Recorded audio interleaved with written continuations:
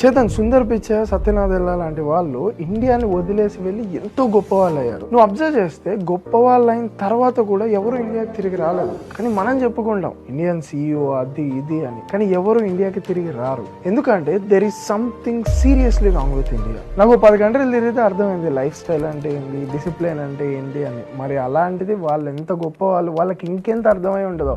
అసలు ఇండియాకి రావాలి అన్న థాట్ కూడా రావట్లేదు. మొన్న ఒక ఫారినర్ ఇండియాకి వచ్చి రైల్వే బాత్రూమ్ వీడియో తీసి పెడితే కామెంట్స్ లో ఇష్టం వచ్చినట్టు మాట్లాడారు. కుంభమేళాకి వెళ్లే ట్రైన్స్ డోర్స్ క్లోజ్ ఉన్నాయని చెప్పేసి వాటిని బద్దలు కొట్టి, విండోస్ బద్దలు కొట్టి, పబ్లిక్ ప్రాపర్టీ మొత్తాన్ని బద్దలు కొట్టారు. లోపల ప్యాసింజర్స్ కూడా ఉన్నారు. వేరే కంట్రీస్ లో రివర్స్ ఆర్ జస్ట్ రివర్స్ చాలా క్లీన్ ఉంటాయి. మన కంట్రీస్ లో రివర్స్ అంటే దేవతలు, గంగా, యమున, కావేరి ఇలా. అయినా మనం నీట్ గా ఉంచుకోము. రోడ్స్ మీద ఉచ్చబోయడం, స్వచ్ఛ భారత్ వచ్చినా కూడా ఆగలేదు. జస్ట్ నేను 4 to 5 చెప్పా. ఇలాంటివి వేల ప్రాబ్లమ్స్ ఉన్నాయి ఇండియాలో. చైతన్, మన ఇండియన్స్ అందరికి ఒక బలమైన బాధ్యత ఉంది. అదేంటి అంటే వీఆర్ రిప్రజెంటింగ్ ఇండియా. మీరు ఒక ఫారినర్ తో మిస్బిహేవ్ చేసినా, లేదా మీరు ఇండియాలో మిస్బిహేవ్ చేసినా చైతన్ చేసిండు, జై చేసిండు అన్నారు, ఇండియన్ చేసిండు అంటారు. నేను ప్రతి కంట్రీకి వెళ్ళి ప్రతి కొండ ఎక్కి మన ఇండియన్ జెండాని రిప్రజెంట్ చేస్తుంటే దాని రెస్పెక్ట్ పోయేటట్టు దయచేసి ఏది చేయకండి. మనందరం కూడా ఇండియాని రిప్రజెంట్ చేస్తున్నాం. సో కొంచెం ఒళ్ళు దగ్గర పెట్టుకొని ఇండియాలో ఉండడానికి ట్రై చేయండి. చైతన్ సజెషన్ కాదు,